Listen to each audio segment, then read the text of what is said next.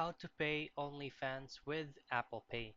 Now, you can definitely um, change the payment method or add a payment method directly to your application, but what I would prefer or recommend you to do is just adding that payment method to your browser or from your laptop. So all you have to do is to pull up any browser you want and head directly to onlyfans.com's official website and make sure that you're logged into your account.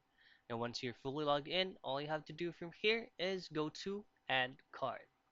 Now from add card, go directly to add a payment card. Now once you're here, you have to make sure that you already have a copy of the informations from your Apple Pay, such as the country, the state, the province, the specific address, the city, the code, the postal code rather, your email address, the name printed on the card, as well as the number on the card, the expiration date of the card, and as well as the CVC or the CVV code from your card.